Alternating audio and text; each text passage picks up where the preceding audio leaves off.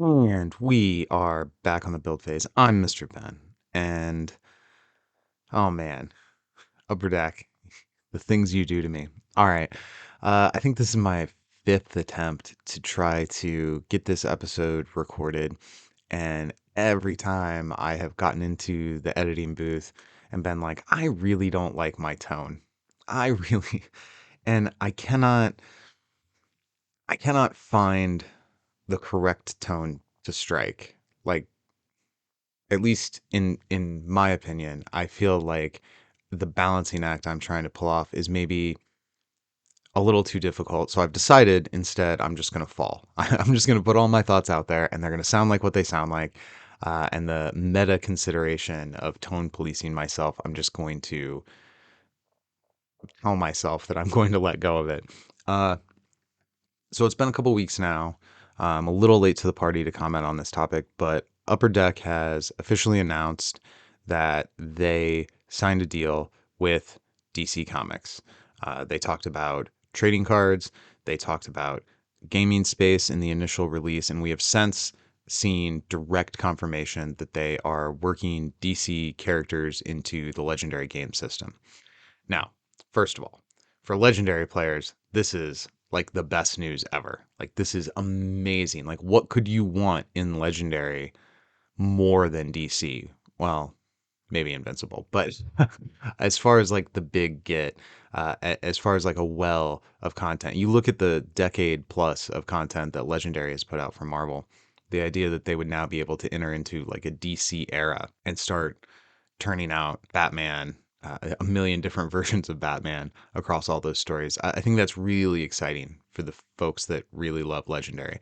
I'm more of a Legendary casual, but I do enjoy the game, and I'm certainly happy for people who are in that community to get such cool new toys. I want to take a second to shout out my patrons. Without their support, we wouldn't be able to keep the lights on around here. If you like what we're doing here, patreon.com/the build phase, and join the coolest clubhouse in Versus. Also, kind of unrelated to Upper Deck, but related to the general topic here, we have seen solicitations, ads go out for the Universes system, formerly, oh God, what was it before? UFS, I think. But it's the Universes system and DC characters. So this indicates to me whatever deal Cryptozoic had with DC that kind of kept them as like the exclusive DC card game people for a very long time now. Maybe exclusive is too strong a word, but DC Deck Builder was kind of the only game in town for card based DC stuff for a long time. That seems to be changing. Well, not seems to be. That clearly has changed. Exactly what it was that changed that facilitated this, I don't know. I don't know if DC just changed their mind, if these other companies just decided to ask, or if there was actually something changing in the Cryptozoic deal. No idea. All speculation on my part. As Versus fans, we see DC entering into the Upper Deck stable again, and it's impossible to not get stars in our eyes. Thinking back to all time card game greats like Oracle from the original Versus system, the 3 drop, or the 6 drop Cape and Cowl Batman, or any of the things that were done with Green Lantern, which Danny from Super Awesome Games actually worked on.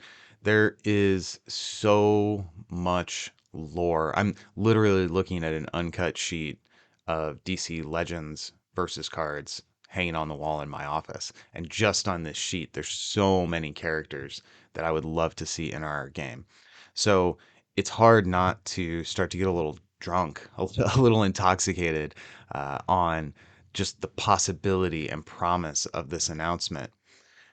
But it is also impossible as this balloon of joy and anticipation starts to inflate in my soul. It is also impossible to avoid the slender needle that punctures this balloon. I'm taking this metaphor too far. The slender needle that punctures this balloon. And that is this online only distribution of verses. I get it. We can't look at that and go, this means good things for the game. That's just Pollyanna to pretend that. It what my hope is that the game will continue to exist in this hobbled form, but it's hard to think that what okay. Let me lay out the data points instead of trying to fumble through this as a whole. Data point one, if Versus was making a lot of money, I don't think Upper Deck would contract its distribution in this way. So it's probably not super profitable, which leads me to data point number two. If the DC license, let me do a quick history lesson here. Way back in the days of the original Versus system, it was DC and Marvel, and the sets for the most part alternated, one DC, one Marvel. Towards the end of the game's lifespan, when it was not as profitable, Upper Deck tried to, from my understanding, renegotiate their deal with both Marvel and DC into using recycled artwork. Instead of having to pay artists commissions to create all new art for every single card, they wanted to pull card art from the comics, kind of like what they do with Versus 2 PCG.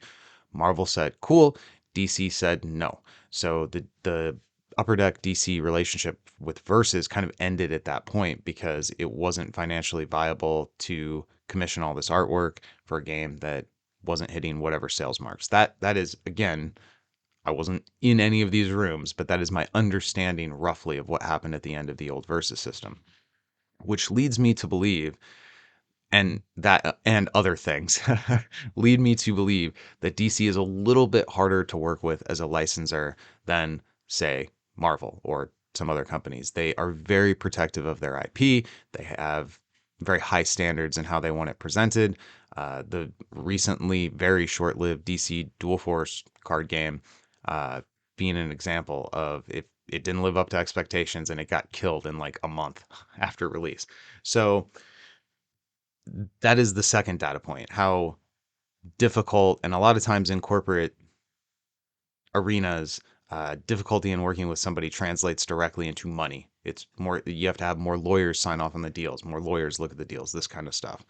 So data point two is that DC is probably more expensive to deal with than Marvel has been. And we lay that aside, the Versus set release contraction. So it's hard for me to think that Upper Deck signed this new deal with DC, and the first thing they're going to do is pour a bunch of money into a game that they just shrink the distribution on. So this feels like, it's hard not to feel like this is the most missed of opportunities. Like, to quote Billy Shakes, like ships that pass in the night. And I hope that's not the case. I really would love to see, not only, like, even if it's just one DC Battles box, and that's it. That's all we get from DC. That would be amazing. Just give me a Batman, a Lex, a Superman. Even if we can't do some of the cool secondary characters like the Question or that kind of stuff. Even if it's only the marquee names, like a Justice League versus Masters of Evil box, like, please. Even if even if it's only distributed on one website that's only open 3 hours a day and you have to pay for it in Bitcoin, like, just give me the DC versus cards, please. Uh, in my heart of hearts, what I would like to see, kind of like I talked about with Legendary, is a DC era. If this is a changing of the guard and Upper Deck is stepping away from relying so heavily on their relationship with Marvel, maybe not generally, I'm not just within the silo of Versus, maybe instead of it being Marvel and some other IPs, now we're moving into an era where it could be DC and some other IPs. That is unbelievably exciting. But again, is that going to make enough money for Papa DC if they're only selling it on their website? I cannot imagine that it would be. That just seems so unlikely, so optimistic as to be accused of naivety potentially. But I would love to see it. I would really love to see it. So Upper Deck has done this thing again where they put me in this position where there's this incredibly exciting piece of news that I just want to like gush about, but it's partnered alongside this other piece of news that is shackling me to kind of caution and skepticism rather than just pure full-throated excitement. So this has been a very difficult balance to try to strike, figure out exactly how I want to talk about this topic. Uh, I don't want to get people hyped up for something that never comes. Like, to be clear, I'm speculating a lot here. But man, wouldn't it be cool? Wouldn't it be cool if we had like Wonder Woman and Green Lantern and Batman Rogues Gallery, Solomon Grundy? Like, there's so many cool characters in DC.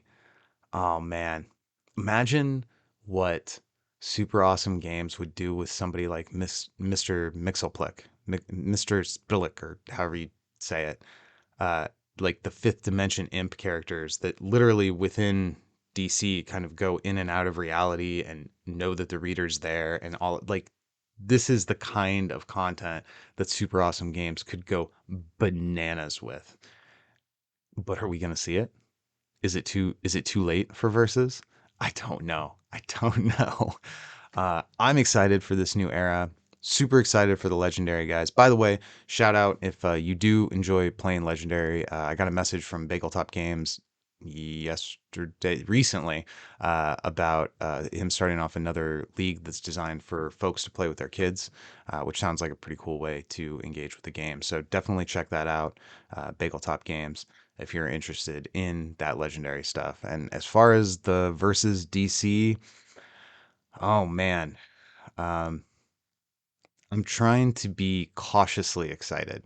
I don't want to be negative about it because it's such cool news, but I also don't want to get myself so hyped up that if it doesn't come to versus, I feel like something was taken from me because that's certainly not the case. They have not announced anything as far as Batman related versus content, but oh, a boy can dream, I hope. All right, I'm Mr. Ben. This is the build phase, and you should go win some games.